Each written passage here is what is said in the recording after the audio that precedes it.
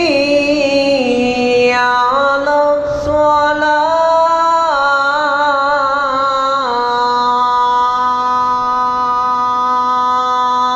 الصلاة حي على الفلاح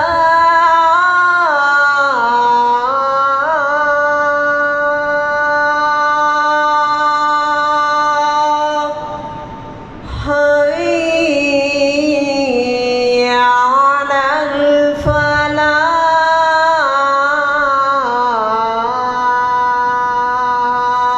الفلاح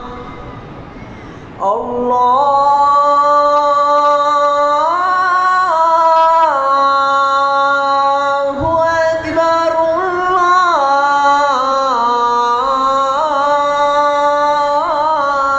الله أكبر لا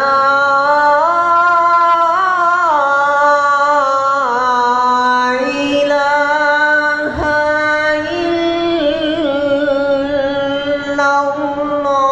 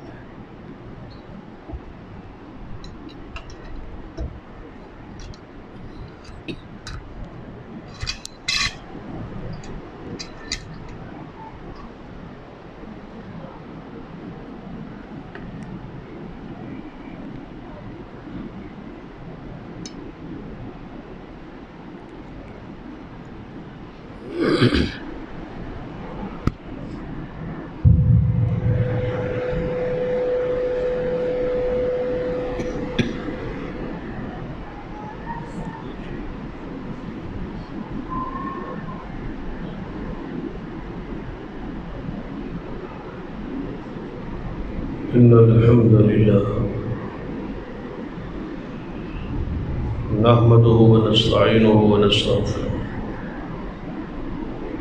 ونعوذ بالله من شرور أنفسنا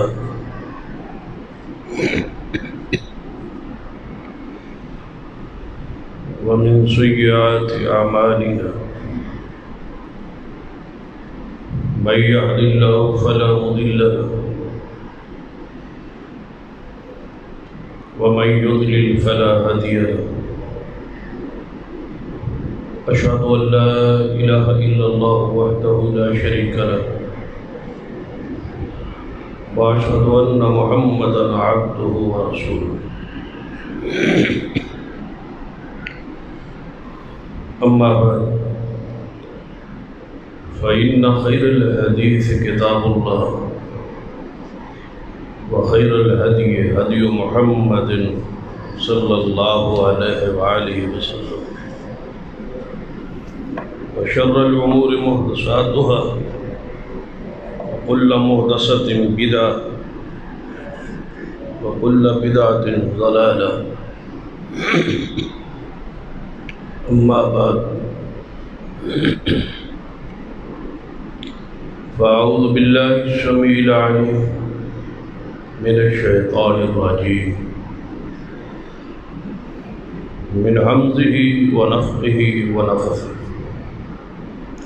بسم الله الرحمن الرحيم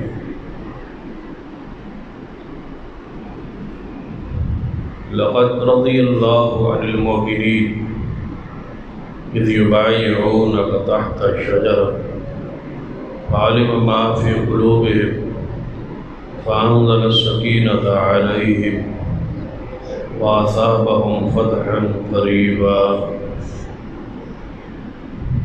رب اشرح لي صدري ويسر لي أمري واحلل عقدة من لساني يفقهوا قولي رب زدني علما سبحان ربك رب العزة عما يصفون وسلام على المرسلين والحمد للہ رب العالمین۔ حضرات،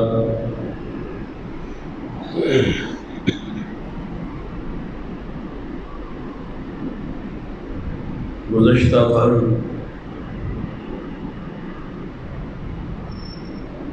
ذوالحجہ تھی،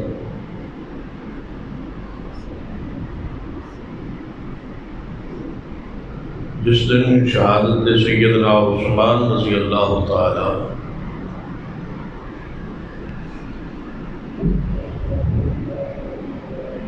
اس پس منظر میں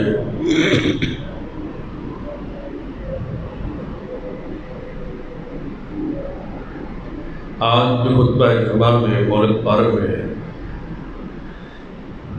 جماعت کے فیصلہ کے مطابق سیدنا عثمان رضی اللہ تعالی فضائل اور مناقب اور شہادت کا ذکر ہو۔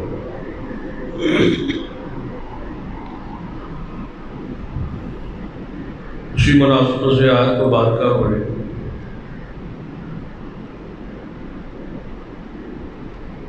اور آپ کا ہی ذکر خیر ہو۔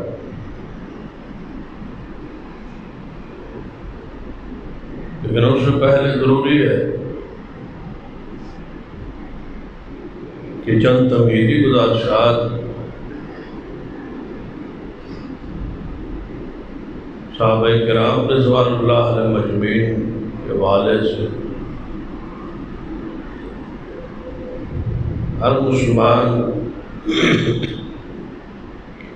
سمجھنے کی کوشش کرے کہ پہلے ان کی عظمت اور مقام حیثیت کیا ہے، اس کے بعد فضائل اور مناقب شمائل جو ہے ان کا ذکر خیر ہو تو بات سمجھنے میں آسانی ہو۔ آپ کو سننا کیا صحابہ کرام کے درمیان جو فضیلت کی ترتیب ہے وہ سیدنا ابوبکر، عمر، عثمان اور علی کی ترتیب، اس پر ساری امت متفق ہے اور اجماع ہے۔ جس کا انکار یا جس کا رد گمراہی۔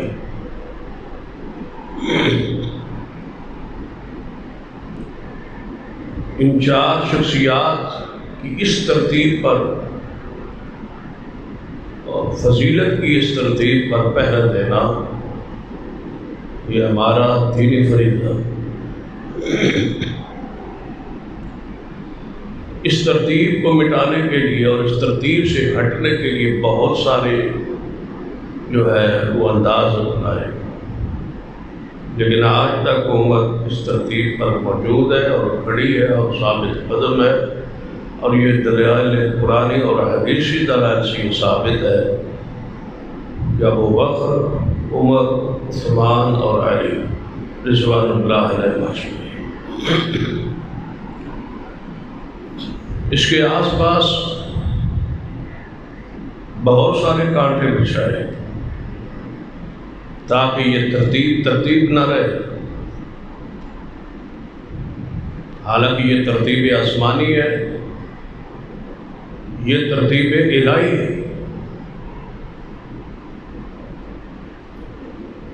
ذرا اس پہ غور کریں۔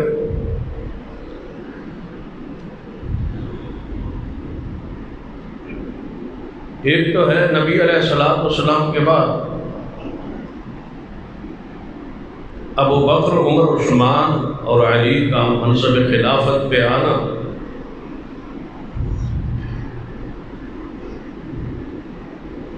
اور دوسرا بات جو ہے یہی ترتیب آسمان پہ اللہ کے ہاں لوح محفوظ پہ لکھا ہوا۔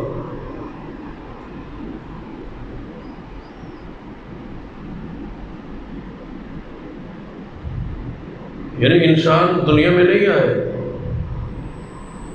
اللہ نے سب کچھ لکھ دیا، کلمے خشک ہو گئی اور لکھا جا چکا۔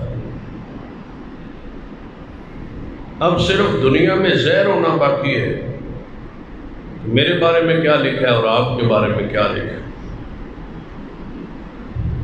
ہم اسے بے خبر ہیں۔ اب یہ نہیں ہو سکتا کہ لکھا کچھ اور ہو زمین پہ کچھ اور ہو جائے، ایسا تو نہیں ہو سکتا، ہوگا وہی جو اس نے لکھا ہے، اور کلمے اس کی جو ہے وہ لکھ دی گئی ہے اور خشک ہو گئی ہے، سیاہی جن سے یہ لکھا گیا ہے جو کوئی زمین پہ ہو۔ یہ مسئلہ تقدیر ہے۔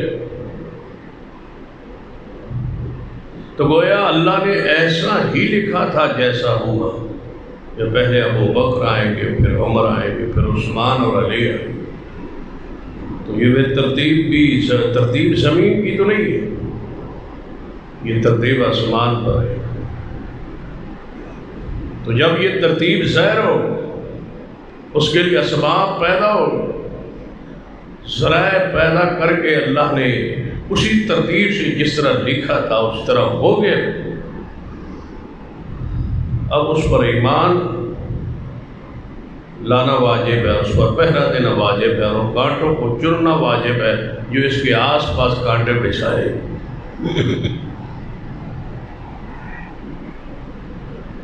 یاد رکھیے اصحاب رسول جو ہے، اور خاص کر یہ چار شخصیات ائمہ اربعہ، خلفائے اربعہ، خلفائے راشدین، ان کی حیثیت اور مقام اور عظمت، ان سے اگر کسی موقع پر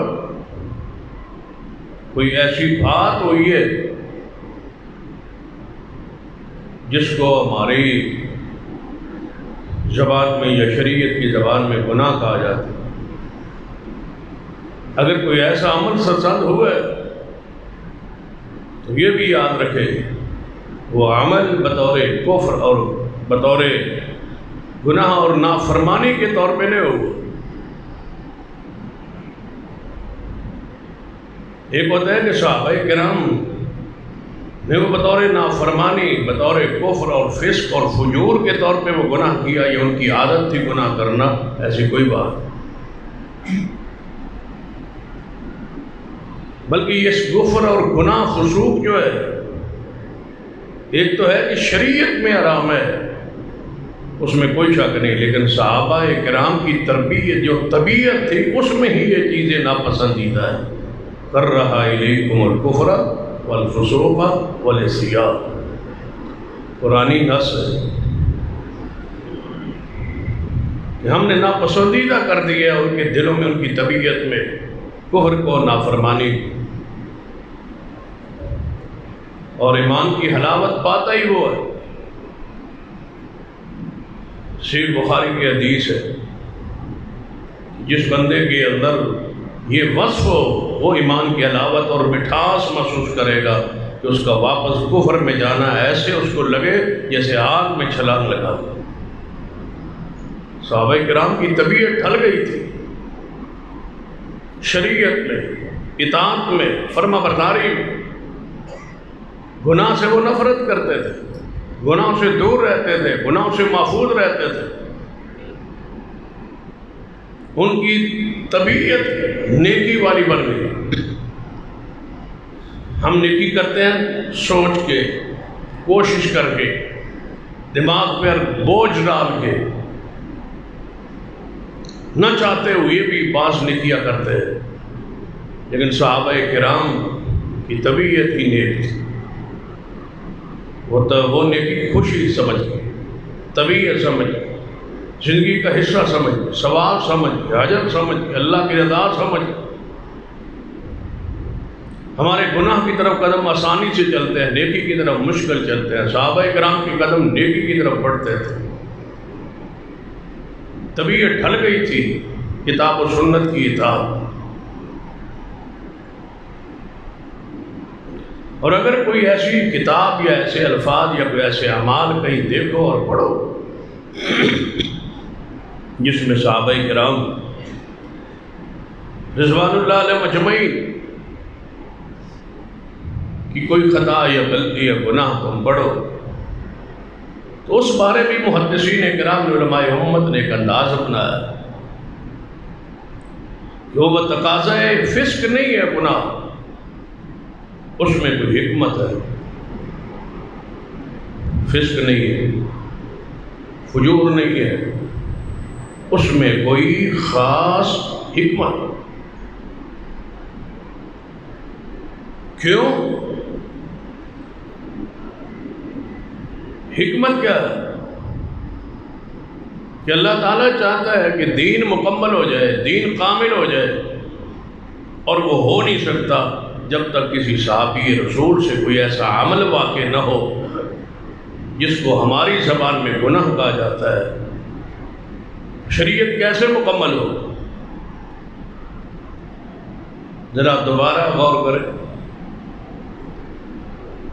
سرور کائنات محمد رسول اللہ صلی اللہ علیہ وسلم گناہوں سے پاک ہے، وہ تو معصوم ہے. نیکی میں ہمارے لیے وہ نمونہ ہے، خیر میں نمونہ ہے کہ ہر کام ہم نے وہ کرنا ہے جو رسول اللہ نے نہیں کیا.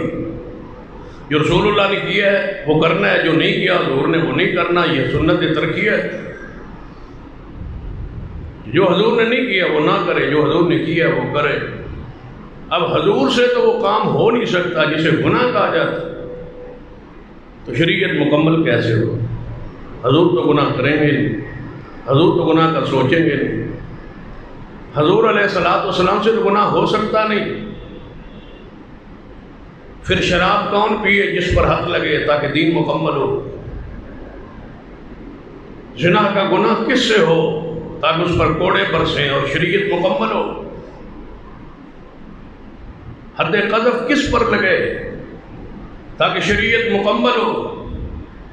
کوئی صورت نظر نہیں آتی سوائے اس کے کہ اللہ کی حکمت ہے کہ دین کامل ہو، اس کا ذریعہ مصطفیٰ کے صحابہ بنے.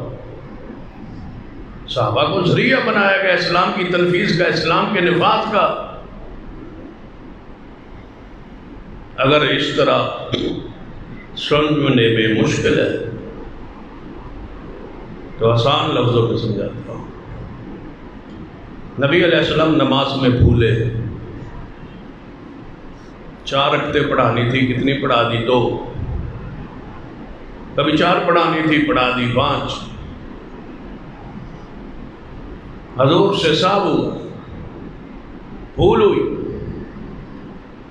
اور جب آپ سے اور مجھ سے نماز میں بھول ہوتی ہے تو غفلت کی وجہ سے، خیال کہیں اور چلا جاتا.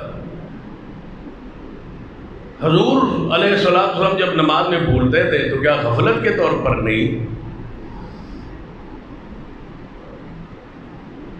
آپ سے بھول ہونا حکمت الہی ہے. تکمیل شریعت لئی ضروری ہے کہ رسول اللہ بھولے تاکہ شریعت سجدہ صاحب شریعت بنے اور شریعت پورے عروج پر آ کے کھلے اور پوری بہار اس پر آئے تاکہ نبی بھولے اور شریعت مکمل. حکمت سے بلایا. سنقرئک فلا تنسى الا ما شاء اللہ. آپ نہیں بھولیں گے مگر جس وقت کون چاہے گا؟ اللہ. ہم پڑھائیں گے، ہم وہی کریں گے، آپ بھولیں گے نہیں، لیکن اس وقت ضرور بھولیں گے الا ما شاء اللہ. جتنا اور جس وقت اللہ چاہے گا آپ بھول جائیں گے. اور آپ بھولے بھی صحیح اور بھولنا بھی بھول گئے. نبی علیہ السلام سے پوچھا گیا نماز کے بعد کہ آج آپ نماز میں بھول گئے. فرمایا میں نہیں بھولا، میں نہیں بھولا. فرمایا یا رسول اللہ پھر آپ نے 2 رکعت کیوں پڑھائی؟ پھر واپس آیا اور فرمایا میرے صحابہ میں نے 2 پڑھائی.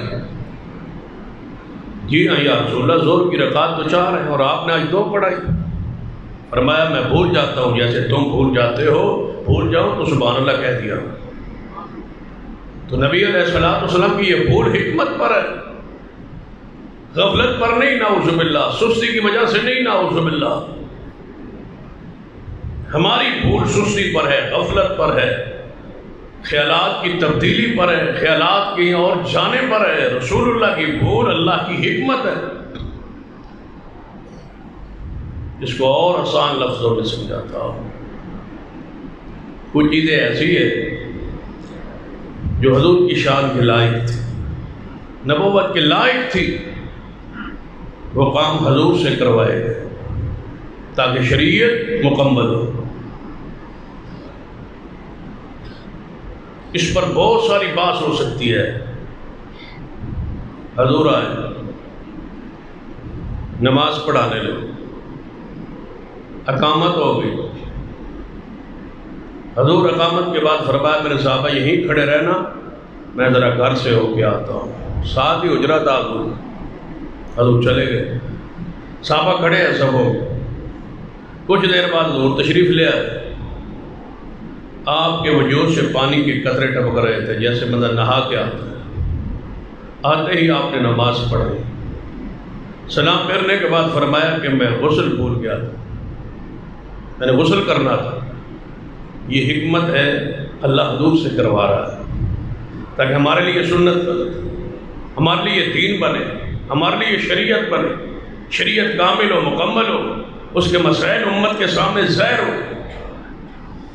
جو کام شان نبوت کے خلاف نہیں تھے وہ حضور سے کروائے گئے، اور جو کام گناہ تھے اور شریعت حضور کی شان کے نبوت کے مقام کے خلاف تھے اور شریعت کی تکمیل کے لیے ضروری تھے، اللہ نے ان کے لیے صحابہ کرام کے ذریعے وہ کام تاکہ شریعت مکمل ہو۔ ہم سمجھتے ہیں کہ اگر ہم غلطیاں کرتے ہیں، گناہ کرتے ہیں، تو جو ہماری حیثیت ہے نعوذ باللہ کوئی صحابہ کی نہیں۔ صحابہ کرام سے کہیں خطا، غلطی اور گناہ ہونا یہ حکمت الہی ہے، شریعت کی تکمیل کے لیے چیز ضروری تھی، یہ اسباب و ذرائع ضروری تھے کہ یہ اعمال ہوں تاکہ شریعت مکمل ہو۔ بعد میں کوئی کہہ نہ سکے کہ یہ شریعت تو نافذ ہو ہی نہیں سکتی۔ کیوں؟ کہ حضور بھی معصوم تھے، ان کی جماعت بھی معصوم تھی، وہ بھی گناہ نہیں کرتے تھے، حضور بھی گناہوں سے پاک تھے، تو شریعت کیسے مکمل ہو؟ بعد میں آنے والے کوڑے کھاتے، وہ کہتے کیوں؟ جن کے لیے دین آیا، جن پر دین آیا، جس وقت آیا، جس زمانے میں آیا، اس وقت تو نافذ ہو نہیں سکا، اس لیے کہ وہ گناہوں سے پاک تھا۔ تو شریعت کی تکمیل کے لیے اللہ نے اصحاب رسول سے کچھ ایسے امور صادر ہوئے، وہ حکمت، اس پر آپ بحث نہیں کر سکتے، اس کی بنیاد پر ان کو برا نہیں کہہ سکتے۔ پھر خاص کر خلفائے راشدین یہ جو چار ہیں، ابو بکر، عمر، عثمان و علی، اللہ کا عمل تو ایسا ہے کہ اللہ نے ان سے وہ امور بھی صدور نہیں کروائے۔ یہ ایک عجیب اتفاق سمجھے، یہ اللہ کی حکمت سمجھے کہ وہ گناہ جن پر حد تھی، وہ گناہ جو قابل مواخذہ تھے، وہ گناہ جو قابل ذکر تھے، اللہ نے پھر بھی وہ ابو بکر، عمر، عثمان و علی کو ان سے دور رکھا، محفوظ رکھا، کبار سے بچائے رکھا۔ حد نافذ ہوئی لیکن ان چار پر نہیں، حد قذف نازل ہوئی، نافذ ہوئی لیکن ان چار پر نہیں، حد زنا نافذ ہوئی لیکن ان چار پر نہیں، شراب کچھ کے واقعات پیش آئے لیکن چار پر نہیں۔ ان چار شخصیات کو اللہ نے ان چاری چیزوں سے محفوظ رکھا ہے، باوجود اس کے کہ معصوم مصطفیٰ ہیں، لیکن پھر بھی اللہ ان چاروں کو محفوظ رکھا ہے، کم از کم حضور کے جو جانشین ہوں ان پر کوئی انگلی تو نہ اٹھا سکے۔ پڑھ لیجیے۔ ایک اور بات آپ کے سامنے رکھنا چاہتا ہوں، صحابہ کی عزت اور مقام اور شان کو جانے اور سمجھے. یہ کوئی معمولی مسئلہ نہیں ہے، یہ ایمانیات اور اساس ہے، بنیاد ہے. ہم میں اور تم میں تقسیم ہے. صحابہ کرام کے بعد تبع تابعین سے لے کر آج تک ایک تقسیم ہے. کچھ لوگ فاسق ہیں، کچھ لوگ فاجر ہیں، کچھ لوگ نیک ہیں، صالح ہیں، کچھ عادل ہیں، کچھ جھوٹ بولنے والے ہیں، کوئی صادق ہے، کچھ امین ہے، کوئی خائن ہے. علماء میں بھی دو قسمیں ہیں، علماء حق بھی ہیں، علماء سو بھی ہیں. حق کے علماء بھی ہیں، برے علماء بھی ہیں. لیکن 1.5 لاکھ صحابہ میں یہ تقسیم بھی نہیں ہے. سارے کے سارے نیک. جو آج کی تقسیم ہے نا، فلاں نمازی ہے، فلاں نمازی نہیں ہے، فلاں گناہ گار ہے، فلاں گناہ گار نہیں ہے، فلاں سود کھاتا ہے، فلاں سود نہیں کھاتا، فلاں خیانت کرتا ہے، فلاں خیانت نہیں کرتا، فلاں بڑا سچا ہے، فلاں بڑا جھوٹ بولتا ہے. یہ ساری تقسیم آج ہے. اصحاب رسول کے دور میں یہ تقسیم نہیں تھی. سارے کے سارے سچے تھے. 2 حصوں میں صحابہ کی تقسیم تو نہیں. کبھی پڑھا ہے آپ نے کہ فلاں خائن تھا، فلاں خائن نہیں تھا، فلاں فاسق تھا، فلاں فاسق نہیں تھا. رافضیوں نے یہ تقسیم کی ہے. اہل سنہ اہل حدیث اہل حق مسلمانوں کا آج تک اتفاق ہے کہ سارے صحابہ سچ ہیں. یہ تقسیم ہی بعد میں ہے. صحابہ کرام اس تقسیم سے دور ہے، اس تقسیم سے پاک ہے. اچھے اور برے کی تقسیم صحابہ کے بعد شروع ہوتی ہے. صحابہ کرام کی زندگی میں یہ تقسیم نہیں ہے. اور صحابہ کرام کی ایک اور شان ہے کہ صحابہ انسانوں کی تعدیل کے محتاج نہیں. تابعین سے لے کر آج تک، آج سے لے کر قیامت تک سارے جتنی دنیا گزری ہے سارے کے سارے محتاج ہیں کہ ان کو زمانے کے لوگ، صالح لوگ، پکے لوگ، سچے لوگ انہیں عادل اور سچا کہے. فلاں تابعی سکہ ہے. کیوں؟ محدثین سکہ علماء نے سکہ کہا. فلاں عالم، فلاں محدث، فلاں امام، فلاں بزرگ، فلاں راوی سکہ عادل ہے، ضابط ہے. کیوں؟ زمانے کے لوگوں نے، صادق لوگوں نے، سکہ لوگوں نے، فلاں امام نے، فلاں محدث نے، فلاں نقاد نے انہیں سکہ لکھا ہے. سکہ کہاں ہے؟ صحابہ اس کے محتاج نہیں. صحابہ کو اللہ نے سکہ کہا ہے. ان کی عدالت کس نے بیان کی ہے؟ اللہ. انسانوں کے محتاج ہی نہیں کہ بندے گواہی دیں کہ ابو بکر کیسا ہے، بندے گواہی دیں کہ عمر ایسا ہے، بندے گواہی دیں کہ عثمان ایسا ہے، علی ایسا ہے، فلاں صحابی ایسا ہے، اس کا یہ مقام ہے. نہیں، وہ انسانوں کے محتاج نہیں. اللہ نے قرآن اور حدیث میں بتا دیے صدیق ایسا ہے، عمر ایسا ہے، عثمان ایسا ہے، علی ایسا ہے. اس کے اندر ایک اور شان جس کو انسان سکھا گئے، جس بندے کو، جس امام کو، جس بزرگ کو انسان سکھا گئے، ہو سکتا ہے ان کے سکہ کہنے میں بھی غلطی ہو. کیوں؟ کہ ان کی شفاعت عدالت کا کہنا زہر پر ہے. بھائی ہم نے کبھی جھوٹ نہیں سنا، ہم نے اس کو کبھی فرائض کا تارک نہیں پایا، ہم نے اس کے اندر یہ خوبی پائی. ہو سکتا ہے وہ ریاکاری پر ہو سکتا ہے وہ دکھلاوے پر ہو سکتا ہے اندر کی کیفیت اور ہو. اور جس کو اللہ کہے کہ یہ سچا ہے، اللہ کہے کہ یہ سکہ ہے، یہ عادل ہے، تو اللہ کی گواہی زہر پر نہیں، کیونکہ اللہ کے لیے ظاہر اور پوشیدہ برابر ہے. اللہ تو صورت دیکھتا ہی نہیں. کا معنی یہ ہے کہ صورت کی بنیاد پر وہ عدالت نہیں بیان کرتا کہ لہذا جو کہ سونا ہے خوبصورت ہے تو لہذا یہ سچ ہے. نہیں، اس کا طریقہ کار کیا ہے؟ اولئک الذین نمتان اللہ قلوبہم للتقوی، اللہ فرماتا ہے میں تو امتحان ہی دلوں کا لیتا ہوں، دل دیکھتا ہوں، جب دل صاف ہیں پاک ہیں تو پھر میری عدالت کا میرے لیے طرف سے عادل کسی کو کہہ دینا اس کے دل کی وجہ سے ہے، اس کے تقوی کی بنیاد پر۔ صحابہ کرام کی شان کا ایک اور ہے، اس کو سمجھے تو صحابہ کی عظمت کو جانے، سینہ تاکہ آپ کا کھولے کہ صحابہ کی کیا حیثیت ہے۔ صحابہ کرام کا کوئی عمل کرنا حضور کے بعد قیامت تک، صحابہ کرام جب تک دنیا میں موجود رہے ان نے کوئی عمل کیا تو وہ ان کا عمل ہمارے لیے سنت ٹھہرا، بدعت نہیں۔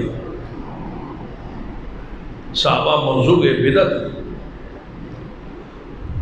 بدعت کون سا عمل ہوتا ہے؟ اور میں کہتا ہوں صحابہ کی شان کے لیے اور کوئی بات بھی نہ ہو تو یہی بات کافی ہے کہ بدعت کا موضوع ہی، بدعت کا لفظ ہی صحابہ کے بعد شروع ہوتا ہے۔ بدعت وہ ہوتا ہے جو رسول اللہ نے بھی نہ کیا اور صحابہ نے بھی نہ کیا، وہ بدعت۔ جو صحابہ نے کیا وہ بدعت نہیں ہے، جو وہ عمل کرے وہ بدعت نہیں ہے۔ تو بتاؤ وہ کتنے عظیم انسان ہوں گے جن کا کیا ہوا عمل ہمارے لیے نمونہ ہے، سنت ہے، حدیث ہے، ٹھیک ہے، حدیث میں نہیں ہے عمل ایک صحابی نے کیا ہے تو وہ کیا ہے ہمارے لیے حجت۔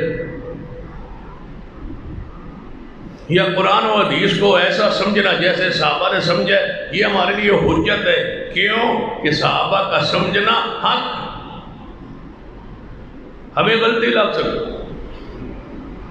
کہ یہ معنی ہم نے سمجھا یہ غلطی ہے، یہ معنی ہم نے سمجھا آیت کا یہ درست نہیں ہے، لیکن صحابہ جو معنی سمجھے اس کو اللہ نے قبول کیا۔ قرآن کے الفاظ وَمَن يُشَاقِقِ الرَّسُولَ مِن بَعْدِ مَا تَبَيَّنَ لَهُ الْهُدَىٰ وَيَتَّبِعْ غَيْرَ سَبِيلِ الْمُؤْمِنِينَ نُوَلِّهِ مَا تَوَلَّىٰ وَنُصْلِهِ جَهَنَّمَ وَسَاءَتْ مَصِيرًا۔ جو رسول اللہ کی مخالفت کرے اور صحابہ کے راہ کو چھوڑ کے کسی اور راہ پر چلے، قرآن و حدیث پر ایسے عمل کرے جیسے صحابہ نے نہیں کیا تو اس کا ٹھکانہ جہنم۔ فَإِنْ آمَنُوا بِمِثْلِ مَا آمَنْتُمْ بِهِ فَقَدِ اهْتَدَوْا، اگر وہ ایمان لائے سارے لوگ، قیامت تک آنے والے لوگ ایمان ایسے لائیں جیسے صحابہ لائے تو یہ ہدایت یافتہ ہے۔ اگر صحابہ جیسا ایمان نہیں ہوگا تو یہ ہدایت یافتہ نہیں ہے۔ صحابہ ایمان کا معیار بن گئے، تو جو معیار ہو وہی پورا نہ ہو، یعنی جو معیار ہے، جو میزان ہے، اگر وہ پورا نہ ہو تو یہ چیز کیسے پوری ہو؟ تگڑی ہے، ترازو ہے، آپ نے 1 کلو چینی یا کوئی آٹا تولنا ہے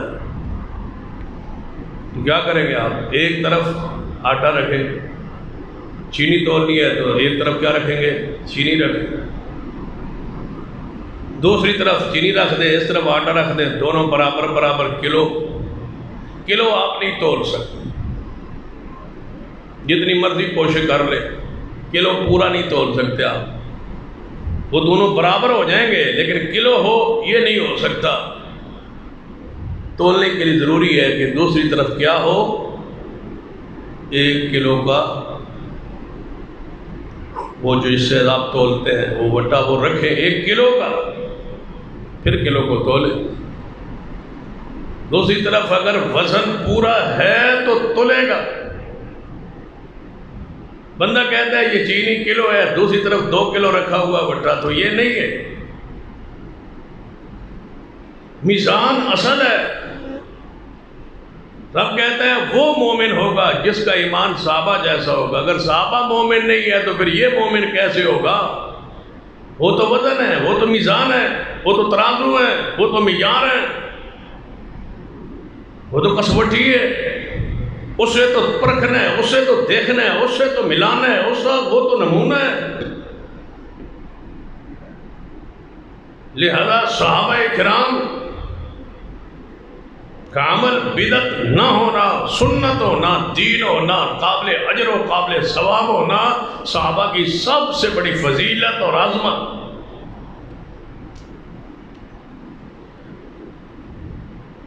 آپ نے سنا جمعے کی آپ 2 اذانیں ہوئی ہیں، ابھی ایک ممبر پہ میں بیٹھا تھا تو اذان ہوئی، دوسری کچھ دیر پہلے ہوئی۔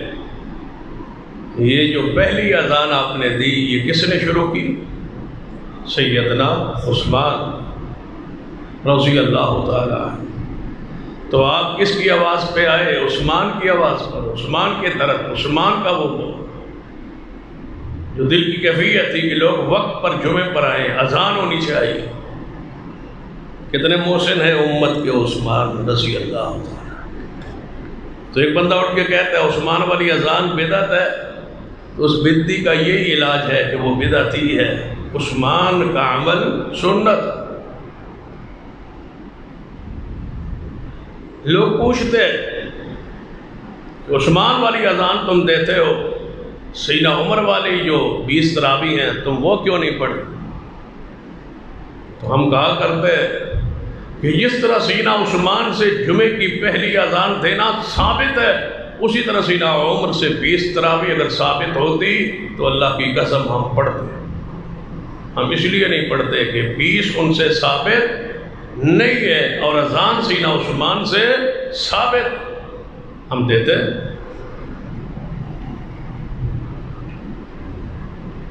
جس سیڑھی پر میں کھڑے ہو کے خطبہ دے رہا ہوں، ممبر کی یہ آخری ہو، اوپر سے آئیں تو آخری ہے، نیچے سے جائیں تو یہ پہلی۔ یہ کس کی سنت ہے؟ یہ سیدنا عمر کی سنت۔ حضور کی سنت تو آخری سیڑھی، حضور تو آخری سیڑھی پہ خطبہ دیتے تھے۔ سیدنا صدیق آئے تو آپ نے دوسری سیڑھی پہ خطبہ شروع کیا۔ لوگوں نے کہا ابو بکر حضور والی جگہ کیوں چھوڑی ہے؟ فرمایا ابو بکر کے لیے لائق نہیں ہے وہاں کھڑا ہو جہاں حضور کھڑے ہوتے تھے، میں تو نیچے آؤں۔ جب سیدنا عمر خلافت سنبھالی تو وہ اس سیڑھی پر آ گئے۔ پوچھا گیا عمر آپ اور نیچے آ گئے؟ فرمایا ابو بکر کی شان کہاں، میرے محمد مصطفیٰ کی شان کہاں؟ میں وہاں کھڑا ہوں، میں پسند نہیں کرتا، میں تو یہاں ہوں۔ آج ہم کس سیڑھی پر کھڑے ہیں جس کا تعین کس نے کیا؟ سیدنا عمر۔ ہم کب انکاری ہیں؟ صحابہ کرام کا عمل ہو ہمارے لیے قانون ہے، حجت ہے، شریعت ہے، دین ہے۔ علیکم بسنتی و سنت الخلفاء الراشدین المہدیین۔ حضور نے فرمایا میرے جانے کے بعد میری سنت اور میرے ابو بکر، عمر، عثمان اور علی کی سنت، یعنی خلفاء راشدین کی سنت۔ حضور نے نہیں بتلایا میرے بعد خلفاء راشدین کون ہوں گے۔ جب بنتے گئے تو امت کے سامنے آتے گئے، ابو بکر تھے، عمر تھے، عثمان تھے، علی تھے۔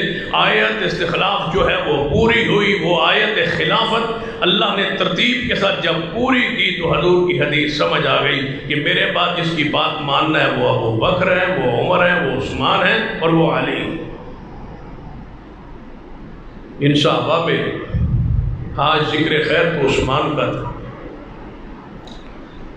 سیدنا عثمان حضور کے کتنے قریبی رشتہ دار ہیں۔ صدیق کو اس لیے زیادہ معروف کیا گیا ہے کہ حضور کے گھر ان کی بیٹی، وگرنہ حضور کا اور کوئی قریبی رشتہ صدیق سے نہیں ہے سوائے اس کے کہ وہ حضور کے سسر پر۔ سیدنا عمر کا بھی اتنا قریبی رشتہ حضور سے نہیں ہے، اس وقت بنا جب حضور کے وہ سسر بنے، حضور کے گھر ان کی بیٹی آئی۔ عثمان تو حضور کے پہلے سے رشتہ دار ہے۔ حضور کی سگی پھپھو جو ہے اس کی بیٹی سیدنا عثمان کی ماں ہے، ام حکیم۔ آپ کی وہ پھپھو ہے جو آپ کے باپ عبداللہ کے ساتھ جڑواں پیدا ہوئی۔ عبد المطلب کے ہاں یہ جوڑا پیدا ہوا، ایک حضور کے باپ عبداللہ اور ساتھ ان کی بہن ام حکیم، ان کی بیٹی ہے آگے عروہ جو حضرت عثمان کی والدہ ہے۔ عثمان تو پہلے سے رشتہ دار ہے محمد رسول اللہ صلی اللہ علیہ وسلم، یہ تو ہے ماں کی طرف سے، باپ کی طرف سے چلیے کتنا فرق ہے کہ حضور کے باپ کا نام عبداللہ ہے، دادا کا نام عبد المطلب ہے، عبد المطلب کے باپ کا نام ہاشم ہے اور ہاشم کے باپ کا نام عبد مناف۔ چوتھا آپ کا جو باپ ہے وہ عبد مناف ہے، ہاشم، عبد المطلب، عبداللہ، یہ تین، اور چوتھے کون ہے؟ عبد مناف۔ عثمان کے باپ کا نام عفان ہے اور عفان کے باپ کا نام ابو العاص ہے اور ابو العاص کے باپ کا نام امیہ ہے اور امیہ بیٹا ہے عبد مناف۔ دونوں کی رشتہ داری چوتھی پشت پر حضور اور سیدنا عثمان کا باپ ہے، سیدنا عثمان۔ پھر اس لحاظ سے رب کی ساری مخلوق میں منفرد ہے کہ جس کے گھر میں کسی نبی کی دو بیٹیاں ہو، عثمان کے گھر تو سارے نبیوں کے سردار کی دو بیٹیاں، رقیہ اور ام کلثوم۔ اسی لیے بدبختوں نے، رافضیوں نے حضور کی بیٹیوں کا انکار کیا ہے تاکہ عثمان کو دماد نہ رسول نہ ماننا پڑے۔ انہوں نے کہا یہ بیٹیاں ہی نہیں ہیں حضور کی۔ عثمان جس لحاظ سے دیکھو، چونکہ بات خطبہ جمعہ سے متعلق ہے اور وقت مختصر ہے، اور جب تک یہ تمیدی اصحاب رسول کی شان، عزت، عظمت پوری طرح دل و دماغ میں نہ بیٹھے، پھر وہ لذت، وہ سکون، وہ اطمینان نصیب نہیں ہوتا صحابہ کی شان بیان۔ تو سیدنا عثمان وہ عمل بتائیے پوری رب کی زمین پر، یہ ایک عمل بتلا دیجئے جس کو قرآن نے نہیں کہا ہو اور وہ عثمان نے موجود نہ ہو۔ قرآن و حدیث کی عملی تفسیر عثمان ہے، کوئی ایک خوبی بتلائیے۔ جان سے جہاد، عثمان خیبر میں امیر لشکر تھے، کئی قلعوں پر حملہ ہوا، ایک قلعہ تھا جو سیدنا علی کے ہاتھوں فتح ہوا، خیبر، باقی تو پوری ریاست اور کئی قلعے تھے۔ مجموعی طور پر سپہ سالاری سینہ عثمان کو حاصل۔ خیبر کے ایک قلعے کی بات کو اتنا مشہور کیا گیا تاکہ امیر لشکر کا نام چھپ جائے، اور ہم اہل و سنہ غفلت کا شکار ہے، ہمیں اپنی تاریخ سے کوئی سروکار نہیں ہے، کوئی بیان کرے کوئی چھپے، ہم اور مصروفیات میں ہیں، ہمارا کیا تعلق ہے اصحاب رسول سے؟ لوگوں نے جھوٹی روایات کو اتنا مشہور کیا ہوا ہے، اتنا ان کو بیان کیا ہے تسلسل کے ساتھ کہ اصل بات جو ہے وہ چھپ گئی۔ بیت اللہ میں کون پیدا ہوئے تھے؟ پوری مسجد میں پوچھ لیں، آپ سے پوچھ لیں، یا کوئی عالم بتائے گا یا کسی طالب علم کے علم میں ہو۔ گلی چوکوں چوراہوں پر چلے جائیں اور پوچھیں کون ہے مولود کعبہ، کون ہے بیت اللہ میں پیدا ہوا، سارے کہیں گے سیدنا علی رضی اللہ۔ یہ کس نے مشہور کیا ہے؟ یہ کس نے کہا ہے؟ ضعیف، من گڑت اور موضوع روایات کو اتنا مشہور کیا گیا، حالانکہ حضور کا صحابی حکیم بن حزام رضی اللہ تعالیٰ عنہ بیت اللہ میں پیدا ہوئے، سیدنا علی بیت اللہ میں پیدا نہیں ہوئے۔ ضعیف روایات کو اچھالا گیا، صحیح روایات چھپایا گیا ہماری غفلت کی وجہ سے۔ کثرت تو ہماری تھی، تعداد میں اہل و سنہ تھے، 99% سے بھی آپ زیادہ ہیں، باقی کوئی 1% یا 0.5% یا اس سے کچھ زیادہ ہوں گے لیکن انہوں نے جھوٹی روایت کو اتنا مشہور کیا کہ حتیٰ کہ آپ بھی بولنے لگے انہی کی بولی کہ یہی ہے حقیقت، شاید یہی ہے۔ بندہ جھوٹ بار بار بولے تو بندے کو اپنے آپ کو بھی شک ہو جاتا ہے کہ پتہ نہیں میں سچ ہی بول رہا ہوں۔ امیر لشکر خیبر کہ سیدنا عثمان ہے، ایک قلعہ جسے خیبر کہا جاتا ہے، جس کی وجہ سے خیبر کا لفظ مشہور ہوا ہے، اس کے ایک قلعے کے فاتح سیدنا علی رضی اللہ تعالیٰ۔ ہم ان کی عظمت، عزت، وقار، شان، بلندی کا انکار نہیں کرتے، لیکن حقائق تو بیان کرنا ضروری۔ کسی اور کی فضیلت کا انکار بھی جرم ہے۔ پڑھیے عثمان کو رضی اللہ، لوگوں نے ہجرت کی ہے، صدیق نے بھی ہجرت کی ہے، سیدنا عمر نے بھی ہجرت کی ہے، سیدنا علی نے بھی ہجرت کی ہے، لیکن آپ جانتے ہو عثمان نے 2 دفعہ ہجرت کی ہے، ایک حبشہ کی طرف اور دوسری مدینہ کی طرف۔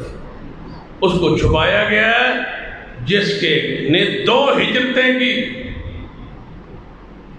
رسول اللہ تشریف لائے، آپ اپنی بیٹی رقیہ اور عثمان کو حبشہ کی طرف بھیجتے ہوئے فرمایا تھا، اسلام کی راہ میں اسلام کے لیے سب سے پہلے جوڑا جو ہجرت پہ نکلا تھا وہ میرے بابا ابراہیم اور سارہ کا تھا، اور دوسرا جوڑا آج نکل رہا ہے عثمان کا سیدہ رقیہ، یہ جوڑا جا رہا ہے۔ جس نے 2 دفعہ ہجرت کی، جو حبشہ کا بھی مہاجر ہے، مدینے کا بھی مہاجر عثمان ہے، اس کی ہجرت کو چھپایا ہے۔ جن کے گھر ایک بیٹی ہے انہیں بیان کیا گیا ہے، جس کے گھر 2 بیٹیاں ہیں، ذوالنورین جنہیں کہا جاتا ہے، ان کو چھپایا ہے۔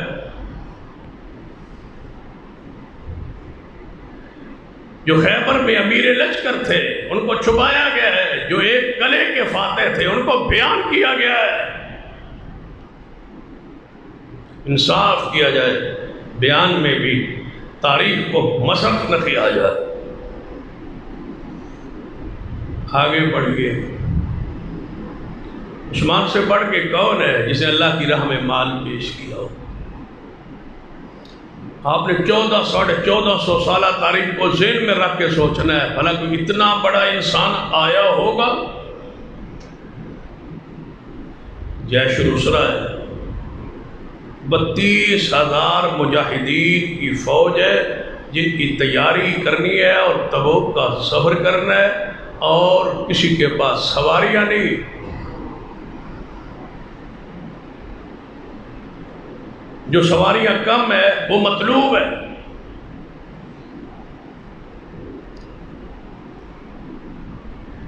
نبی علیہ السلام نے اعلان فرمایا، میرے صحابہ 60 مجاہدین ایسے ہیں، 60 جن کے پاس یہاں سے جانے کے لیے سواریاں نہیں ہیں، اور وہ میں نے الگ الگ ترتیب دیے۔ یہ گھوڑے کے سوار ہیں، یہ اونٹوں پر جائیں گے، یہ گھوڑوں پر جائیں گے، آگے آگے لشکر گھوڑوں کا ہوگا، جو حالات کو آگے آگے کنٹرول کرتا جائے گا، جیسا لیتا جائے گا، تیز ہوگا، اس لشکر سے آگے ہوگا۔ جو میں نے تیار کیے ہیں فوجی مجاہدین صحابہ گھوڑوں پہ جانے کے لیے، ان میں سے 60 جوان ایسے ہیں جن کے پاس گھوڑے نہیں۔ میری جماعت میں، میرے اصحاب رسول میں کوئی ہے جو 60 گھوڑوں کا انتظام کرے؟ ذرا دل پہ ہاتھ رکھ کے سوچئے۔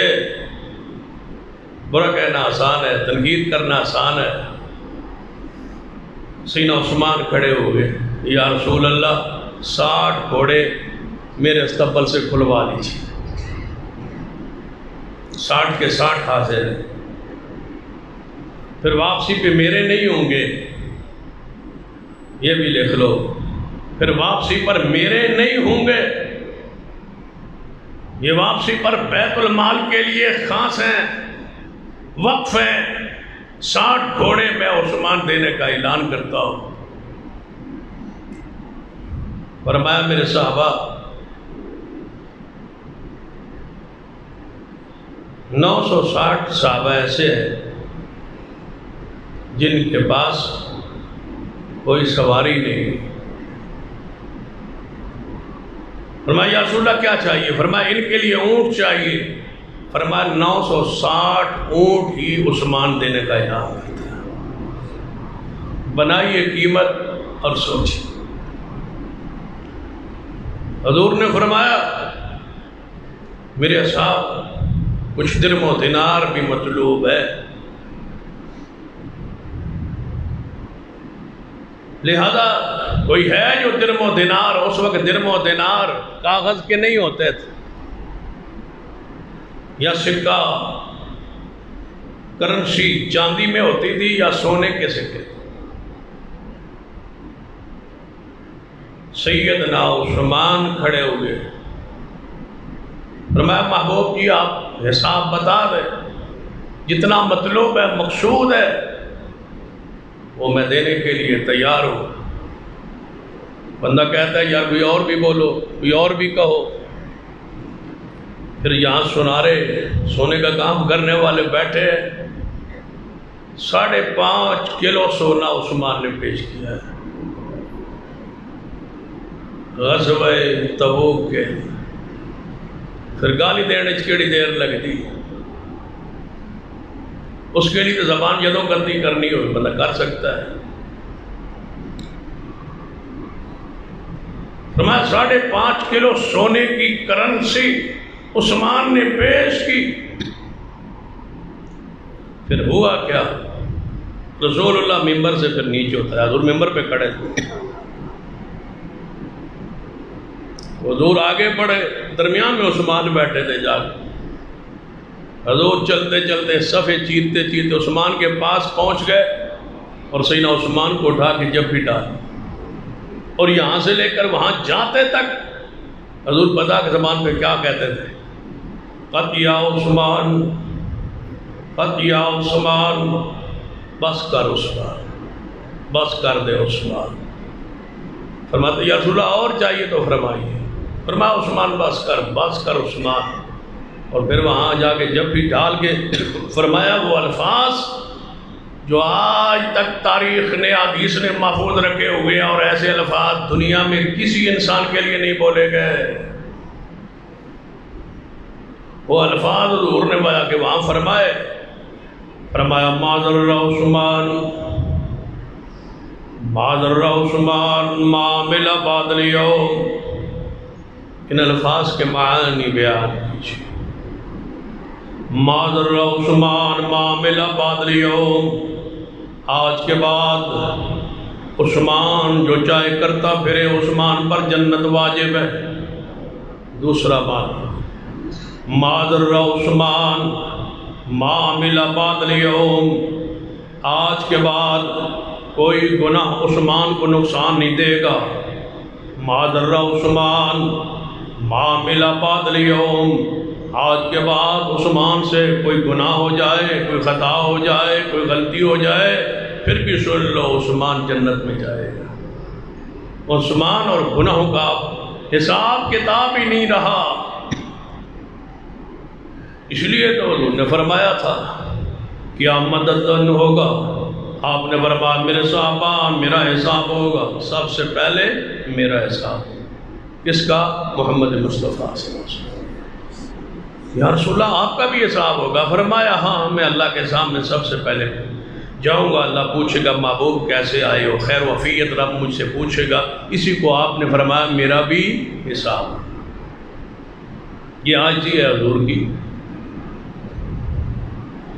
صحابہ نے، حضور نے جب یہ حدیث پڑھی تو پھر آگے فرمایا میرے صحابہ میرے بعد سیدنا ابو بکر رضی اللہ تعالیٰ عنہ کا حساب ہوگا، سیدنا ابو بکر کے بعد سیدنا عمر کا حساب ہوگا، سیدنا عمر کے بعد سیدنا علی کا حساب ہوگا۔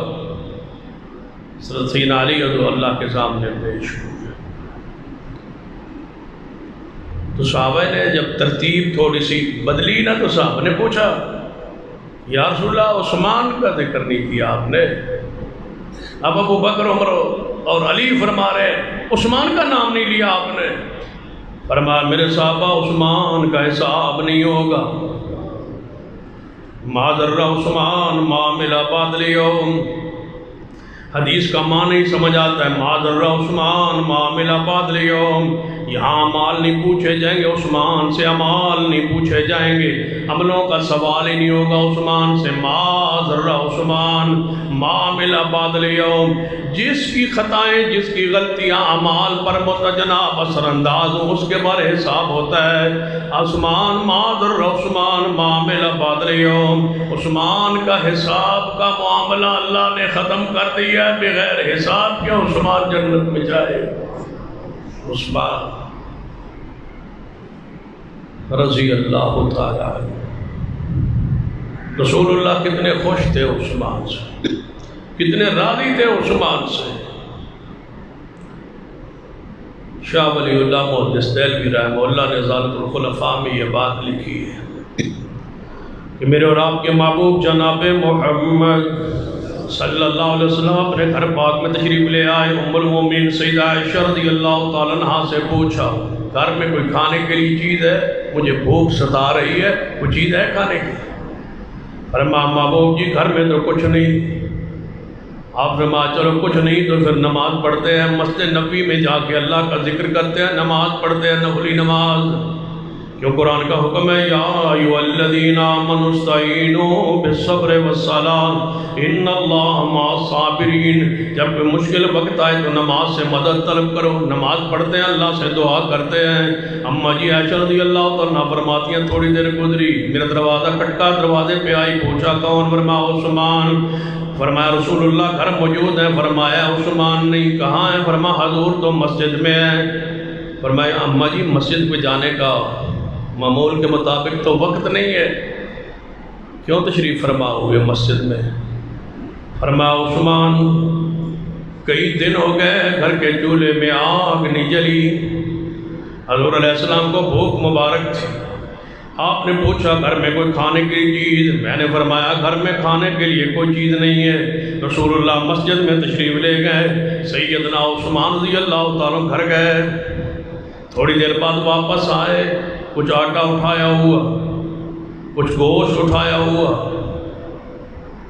کچھ راشن لیا ہوا، کچھ سونے کے سکے لے ہوئے، نقدی حضور کے دروازے پہ آ کے رکھی. اماں جی عائشہ رضی اللہ تعالیٰ دروازے پہ آئیں.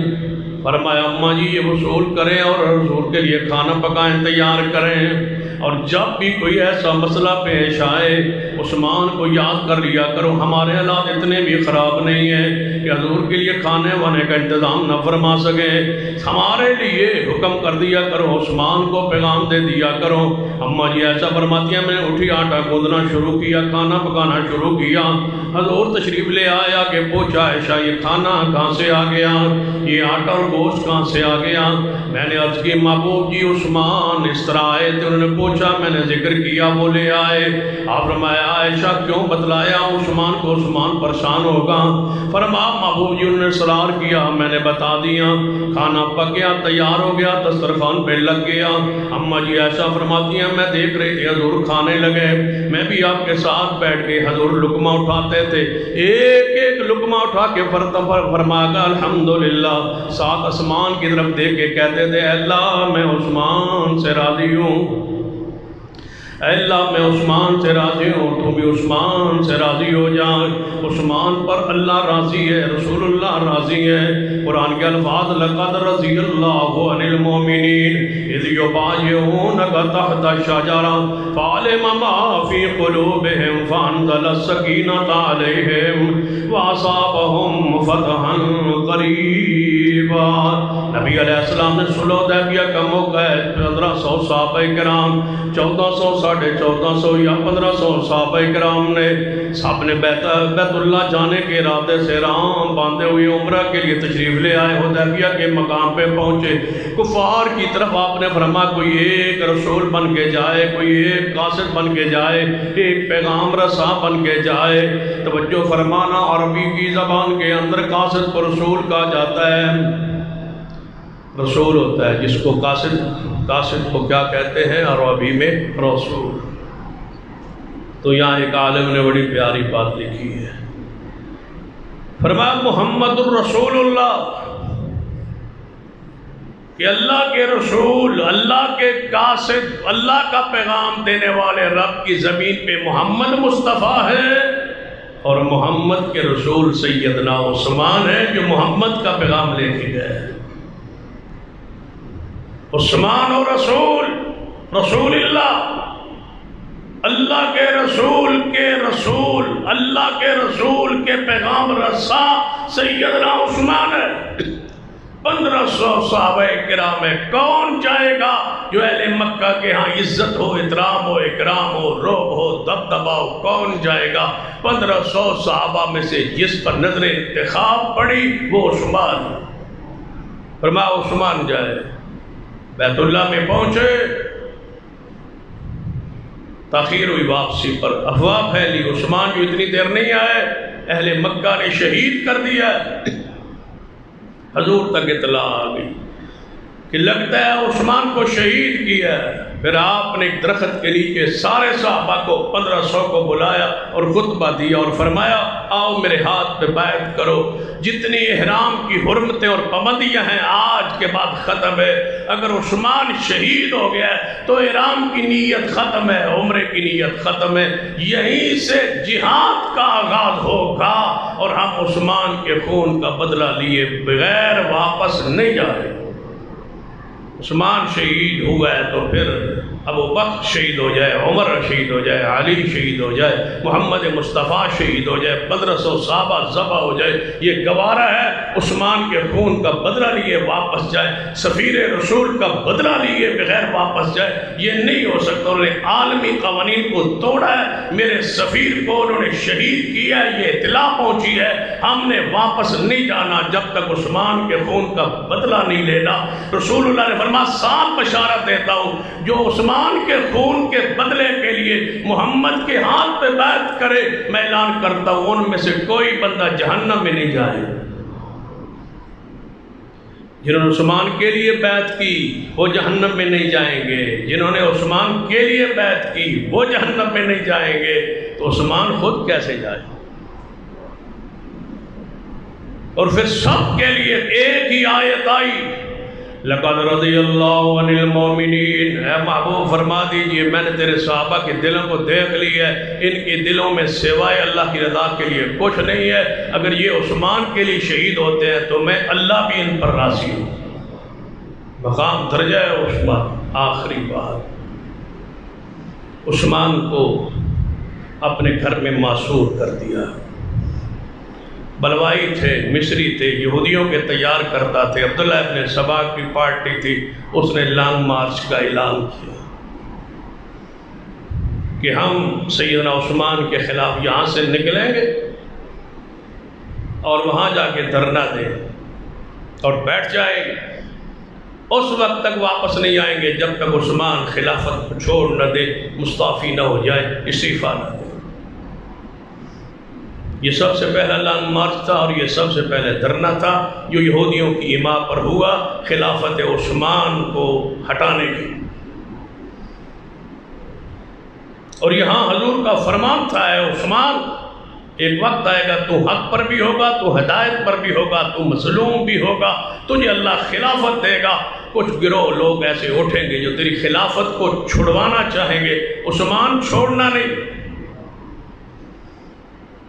تیرے خلاف کافر سامنے نہیں آئیں گے، کافر مسلمانوں کے روپ میں منافقین آئیں گے جو تجھے شہید کرنا چاہیں گے اور خلافت واپس لینا چاہیں گے۔ میری نصیحت ہے خلافت واپس نہیں دینی، ڈٹ جانا ہے۔ عثمان پیغمبر کی سنت پہ کٹا، بند کر دیے گئے، گھر پہ معصور کر دیے گئے، 40 دن پانی بند کر دیا گیا۔ اور پھر زیادہ تکلیف ہوتی ہے اس کنویں کا پانی، اس چشمے کا پانی بند ہو جس چشمے کو عثمان نے خود خریدا تھا۔ ایسے آ جائے مسجد یہ بنی ہوئی ہو، جس نے بنائی ہو اس کو کہا جائے کہ نماز نہیں پڑھ سکتے، تو جس نے نلکا لگوایا ہو اس کو کہا جائے اس نلکے کا پانی تم نہیں پی سکتے۔ عثمان کو مسجد نبوی سے روک دیا گیا، جس کو خریدا تھا عثمان نے، اس کنویں سے روک دیا گیا جس کنویں سے خریدا تھا عثمان۔ عثمان کی مظلومیت کی انتہا ہے اور پھر عاجزی کی انتہا ہے. یہ بھی نہیں کہا کہ دو حق ملکیت ہے میں وقت واپس لیتا ہوں، نہیں. سیدنا عثمان نے 40 دنوں بعد ایک خطبہ دیا، مکان کے چھت پہ چڑھے، ظالم بار ہیں دھرنا دیے بیٹھے.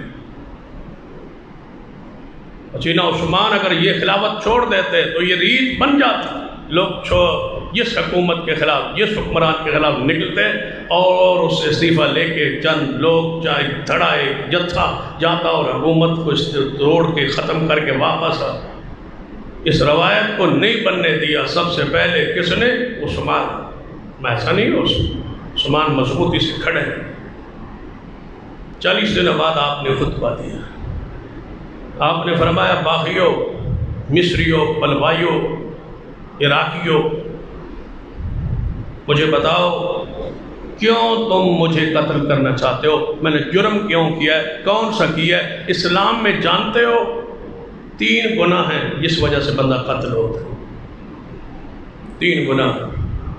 پہلا گناہ کہ بندے اسلام قبول کر کے مرتد ہو گیا ہو تو پھر اس کو قتل کیا جاتا ہے. میں تو خلیفۃ المسلمین ہوں، کیوں مارتے ہو؟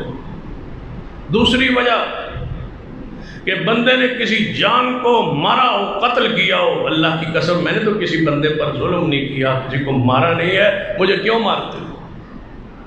تیسری بات فرمانے لگے بندہ کسی کو قتل کرتا ہے، شادی شدہ بندہ زنا کرے، بدکاری کرے، اس کو رجم کیا جاتا ہے.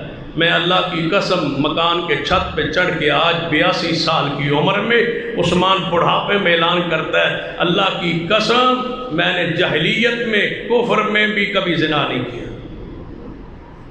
میں اپنی ساری زندگی کی قسم اٹھاتا ہوں کہ میں نے کبھی زنا نہیں کیا. زنا کیا کرنا؟ سیدنا عثمان تو فرماتے ہیں جس ہاتھ سے میں نے رسول اللہ کی بیعت کی، جاگتے جاگتے میں نے کبھی اس ہاتھ کو بھی شرمگاہ پر کپڑے پہنتے ہوئے لباس پہنے ہوئے بھی شرمگاہ کو ہاتھ نہیں لگایا کہ یہ ہاتھ رسول اللہ سے مل گئے. حیادار اتنے تھے، محدثین نے لکھا ہے غسل خانے میں بھی ننگے نہیں ہوتے تھے، برہنہ نہیں ہوتے تھے، اوپر کپڑا لے کے غسل کرتے تھے. اپنی شرمگاہ کو دیکھنے سے بھی حیا محسوس کرتے تھے کہ میری نظر کہیں اپنی شرمگاہ پہ نہ پڑ جائے. اتنے حیادار تھے. اور جتنے حیادار تھے نا اتنی غلط بات سیدنا عثمان کی طرف منسوخ کی گئی ہے. لیکن وقت ہو چکا ہے، بات لمبی ہو جائے گی. سیدنا عثمان کی طرف جو بات منسوخ کی گئی ہے آسمان پھٹ جائے، زمین شک ہو جائے. حضور کی بیٹی جب ام کلثوم فوت ہوئیں تو آپ کو دفن کرنے کے لیے قبرستان میں تشریف لائے حضور بھی اور صحابہ بھی. تو حضور نے فرمایا وہ بندہ قبر میں میری بیٹی کو اتارنے کے لیے داخل ہو جس نے آج رات بیوی سے خلوت اختیار نہ کی. یہ حدیث ہے اور بخاری میں. تو صحابہ اترے، انہوں نے اتارا آپ کی بیٹی کو. اب یہاں بس حدیث اتنی ہی ہے، اس پر بات سنیے، اس پر تبصرہ سنیے. کہتے ہیں عثمان کیوں نہیں اترے؟ عثمان کی بیوی تھی ام کلثوم. حضور نے فرمایا تھا وہ اترے جس نے رات کو بیوی کے ساتھ خلوت اختیار نہ کی ہو. فرمایا پھر عثمان کو چاہیے تھا عثمان اترتے. عثمان کیوں نہیں اترے؟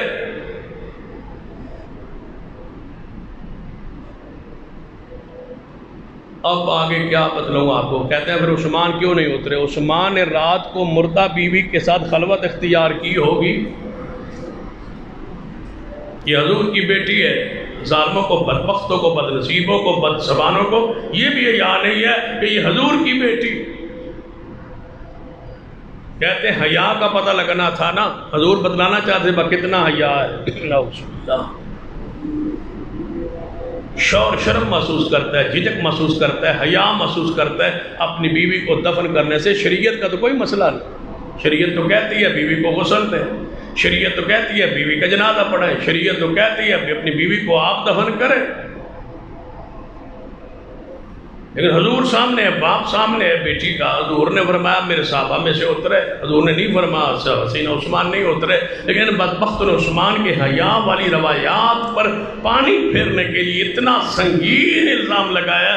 گیا گزرا انسان، اور یا خلیفۃ المسلمین ہو، عثمان جیسا انسان ہو، اپنی قوم کا سردار ہو، حیا دار انسان ہو، اتنا کیا گزرا ہوتا ہے.